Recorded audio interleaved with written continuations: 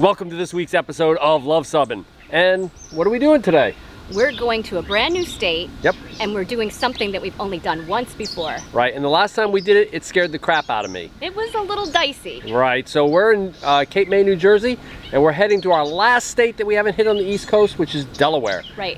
And to do that, you take the ferry boat from Cape May to, I think it's somewhere in Delaware. Somewhere in Delaware. And so we're gonna do that. We're gonna put it on the ferry boat and we'll show you how we do it. Right. Last time we did this, we were going from Bridgeport, Connecticut to Port Jefferson, New York on Long Island. On Long Island. And the reason I didn't like it was, man, they packed you in like sardines. Ugh, you couldn't even open the doors. You couldn't do anything. It was like inches. Inches. And they'd pull a semi behind me and it had to have been inches away. So we'll show you that picture. Yeah. But yeah, so let's go ahead and head off to the Cape May ferry dock. Right. All right. Should be fun.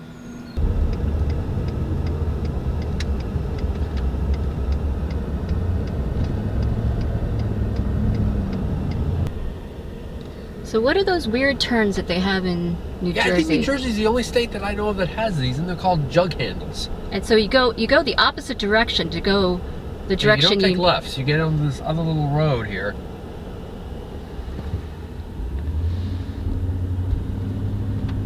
Funny. They're very odd. They confuse me. Turn, then keep left. Drive on Ferry.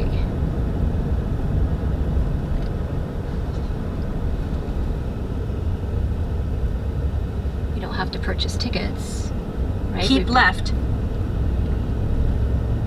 We've already made reservations. See what's what. In a quarter mile, take the Cape May Lewes ferry. Looks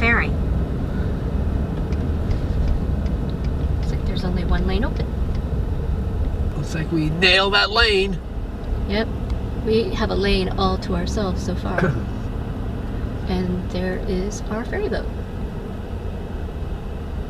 Pretty cool. We're right in the front and we're going to be first loaded. So we had to show our ticket again, and he's checking inside the trailer to make sure, I guess, there's no extra people on board, I guess. And you can see this, the ferry is unloading from its last trip, coming from Delaware. All these cars are coming off. Rich is coming back around after having shown the security person the inside of our trailer. All right, got a quick security check there. What was that for? He just took a peek inside. I don't really know what he was looking for. I think he was probably looking for extra people, maybe trying to sneak people yeah, probably. on the ferry, maybe? Yeah, I mean, I don't even think it would be illegal, aliens that they would try and sneak on, but yeah, he was just checking to make sure there was nobody inside. Complimented us, thought it was a remake, and I said, nope, it's new. Well, newish. Well, yeah, he asked if it was a remake, and I said, no, it's the way it is.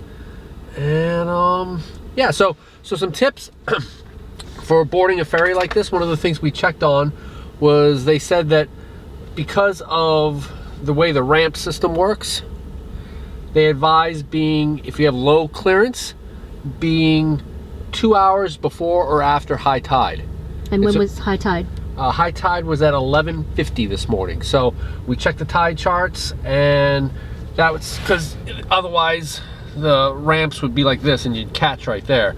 So yeah, that's why we took the 2:30 ferry, was to make sure that we caught the tides correctly. And we're checking in at 1:30. Yep, and it's propane of course has to be off, but that's not a surprise.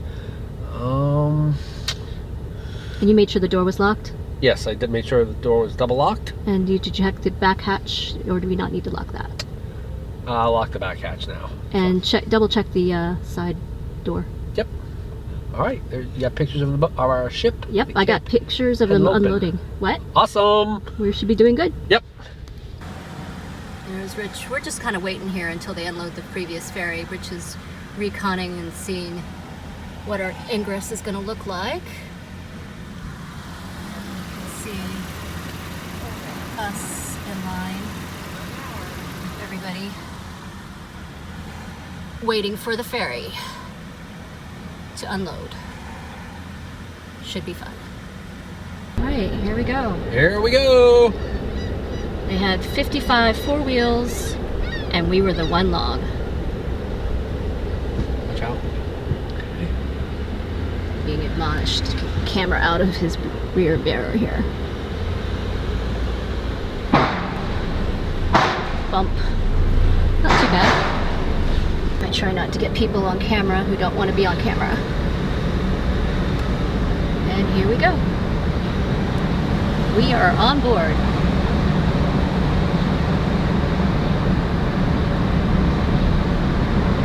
Let's see. Got the Airstream behind us. So you can see how close we are to the next vehicles behind us. So with a little bit of a tight squeeze, but nothing like it was on Long Island.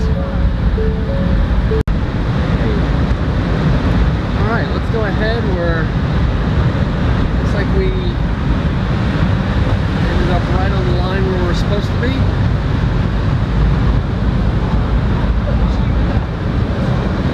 A little close there, but not too bad. Exit should be pretty easy because we're right up front. We're on the motor vessel Cape Henlopen.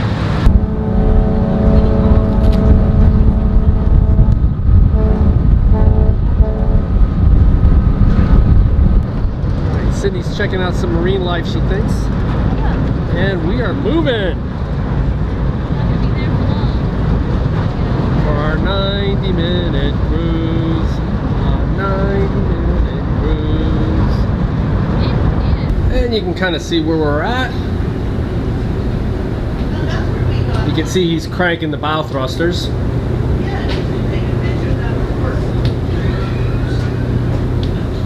And a nice terminal.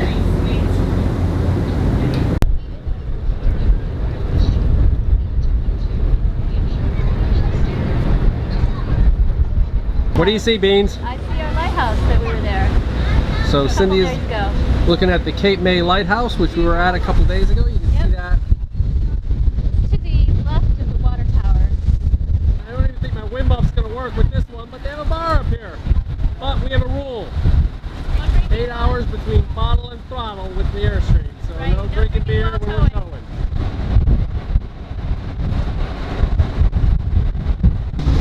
I love it!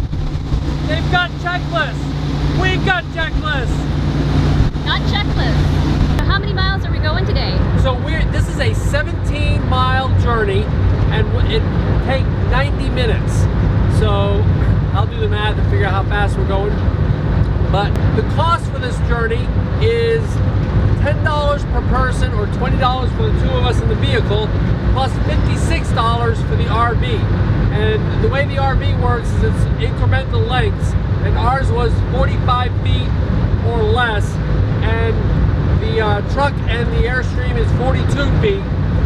And when you pulled up to the toll booth, they had lines painted out to check to make sure you are accurate in your estimated measurement.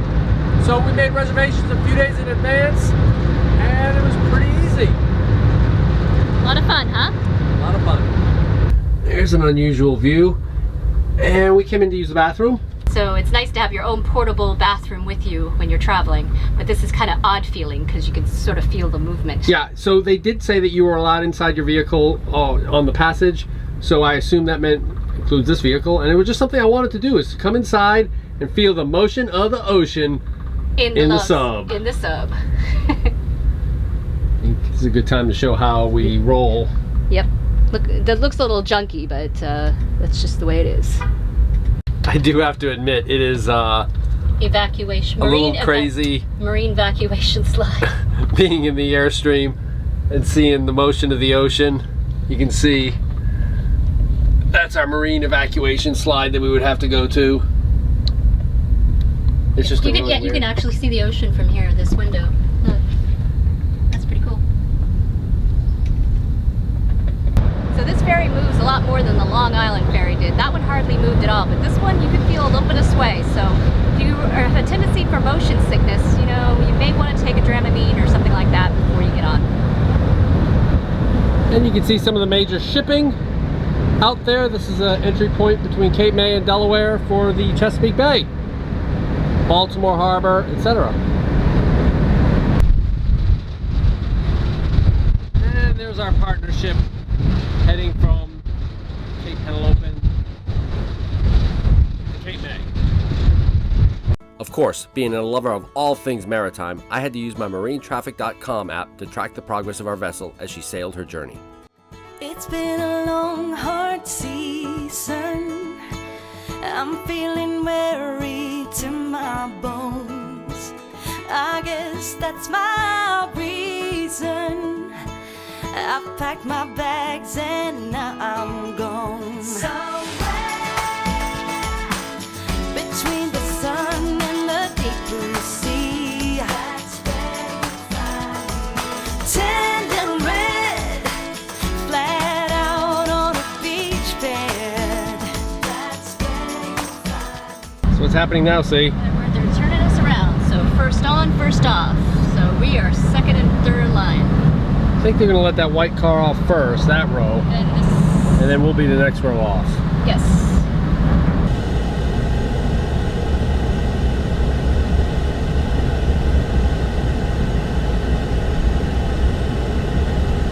There we go.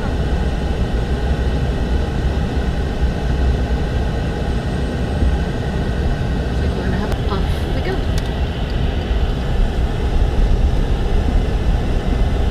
They were really good. They cleared the way so that there was no danger of anybody hitting us or us hitting them. So, very good. Successful ferry. Yep, we did transit. not scratch or bend any aluminum.